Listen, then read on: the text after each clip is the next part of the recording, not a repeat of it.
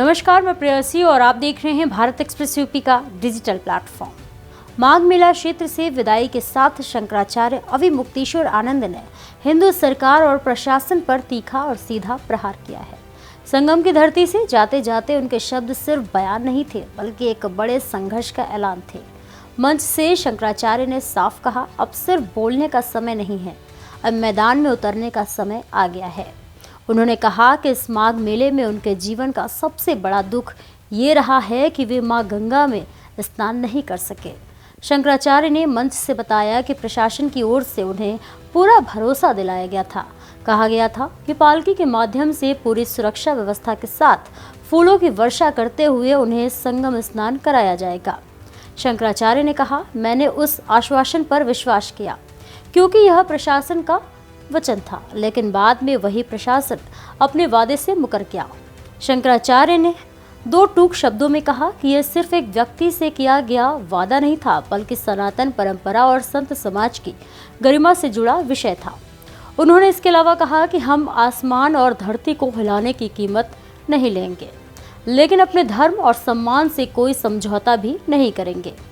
मंच से उन्होंने हिंदू समाज को चेताते हुए कहा कि अब हिंदुओं को ठगा नहीं जा सकता, अब झूठे आश्वासनों का युग समाप्त हो चुका है। शंकराचार्य ने स्पष्ट किया है कि अब आगे सिर्फ बातें नहीं होंगी, अब रणनीति बनेगी, अब आंदोलन होगा और सत्ता को उखाड़ने की तैयारी की जाएगी। उन्होंने कहा कि ये अपमान सिर्फ उनका व्यक्तिगत अपमान नहीं है, ये अपमान सनातन परंपरा का है, संत समाज का है और उन करोड़ों श्रद्धालुओं का है जो मां गंगा और संगम में अटूट आस्था रखते हैं।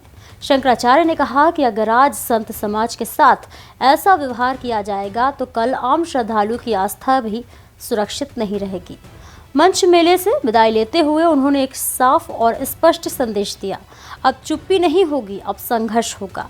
ये विदाई नहीं बल्कि एक नई शुरुआत का संकेत है, एक ऐसा संकेत जो आने वाले समय में धर्म, सत्ता और समाज के रिश्तों को नई दिशा दे सकता है। अब देखना यह होगा कि शंकराचार्य अविमुक्तेश्वर आनंद के इस ऐलान के बाद सत्ता और प्रशासन क्या रुख अपनाते हैं, क्योंकि संगम से उठी ये आवाज अब सिर्फ प्रयागराज तक सीमित नहीं रहेगी, बल्कि पूरे देश में गूंजने के संकेत दे चुकी है। सत्य की गूंज और उन अनुत्तरित प्रश्नों को छोड़कर जा रहे हैं। प्रयाग की इस हवा में तो विद्यमान रहेंगे ही, लेकिन पूरे विश्व में वायुमंडल में विद्यमान रहेंगे और उत्तर की प्रतीक्षा करेंगे। जो कुछ कहना था सब कहा जा चुका है। एक बात आपको बतानी है कि कल सायंकाल और आज प्रातःकाल प्रशासन की ओर से ब्रह्मचारी श्रीधरानंद जी के माध्यम से अखिल भारतीय धर्म संघ के श्रीमान जगजीतन पांडे जी की ओर से और हमारे मुख्य कार्याधिकारी श्रीमान चंद्र प्रकाश उपाध्याय जी के माध्यम से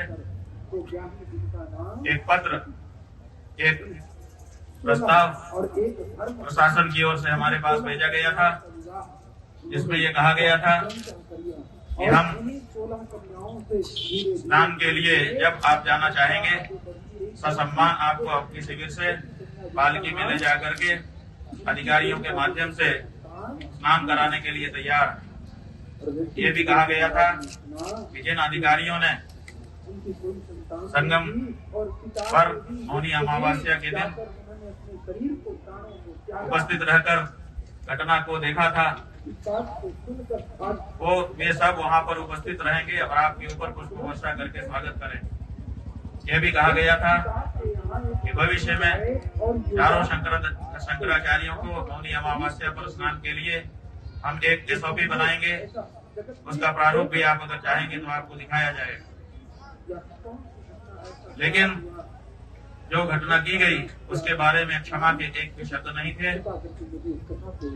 हमको लगा कि अगर हमने ये प्रस्ताव स्वीकार किया, स्नान करने के लिए गए, फूल बरसवा लिया अपने ऊपर और आगे के वर्षों के लिए कोई SOP स्वीकार कर लिया, तो इसका मतलब ये होगा कि जिन सन्यासियों को, जिन ब्रह्मचारियों को, जिन वृद्धों को, जिन संतों को, जिन बटुकों को लांछित अपमानित किया गया, ये सब उसकी कीमत होगी।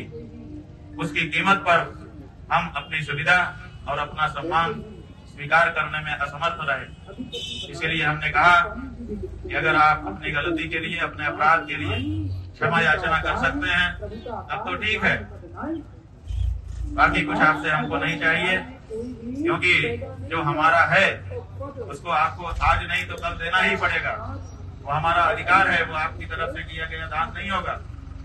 लेकिन जो असली मुद्दा है, जिसके लिए 10 दिन तक शांति के साथ हम यहाँ पर फुटपाथ पर बैठे रहे, आपको लंबा समय हमने प्रदान किया कि आप ठंडे मन से, मस्तिष्क से विचार करो और विचार करके जो अन्याय हुआ है उसके लिए आगे आकर के या तो दंड भोगो या तो क्षमा याचना करो। लेकिन 10-11 दिन बीत जाने के बाद भी आज जब हमारे जाने का हमने निर्णय किया तब इस तरह का प्रस्ताव हमारे पास आया, लेकिन वो प्रस्ताव हम इसीलिए स्वीकार नहीं कर सके क्योंकि हम जिंदगी भर के लिए अगर इस प्रस्ताव को स्वीकारते तो हमारी आत्मा हमको स्वीकारती कि तुमने ये जो सुविधा पाई है, तुमने ये जो SOP लिखवाई है, वो ब्रह्मचारियों, सन्यासियों, भटकों, वृद्धों, स्त्रियों के असम्मान की कीमत पर पाई है। इसको कभी भी हमारा हृदय स्वीकार नहीं कर सकता था, इसलिए हमने प्रस्ताव को ठुकरा दिया है और हम भारी मन से यहाँ के लिए जा रहे हैं। आप जो पूछेंगे हम सब का प्रश्न उत्तर करेंगे, लेकिन मन बोझिल है, इसलिए हम चाहेंगे कि आपके प्रश्नों और इस वक्तव्य के बीच में कम से कम कुछ क्षण का एक मौन हमारे बीच में है, जो साक्षी रहेगा कि जो मुगलों के समय नहीं हुआ वो तथाकथित हिंदू सरकारों के समय में हुआ है। और ये बात हर सनातनी के हृदय को विचार के लिए उत्तेजित करेगी और इस पर विचार करने का असर आएगा। एक तरफ देश के गृह मंत्री कल गांधीनगर में थे, उन्होंने वहां पर कहा कि संतों का अपमान करने वाली और सनातनियों की सुध न लेने वाली सरकारें कभी भी स्थायी नहीं रह सकती है।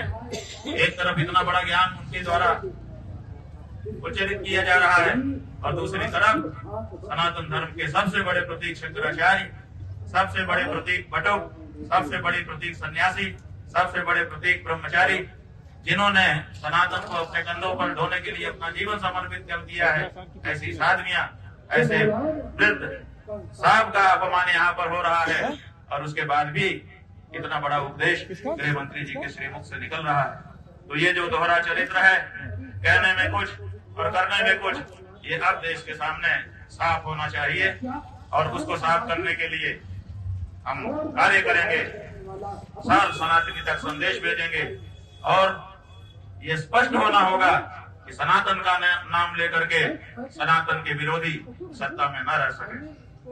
बंधुओं, इतना कह करके हम थोड़ी देर चुप रहेंगे।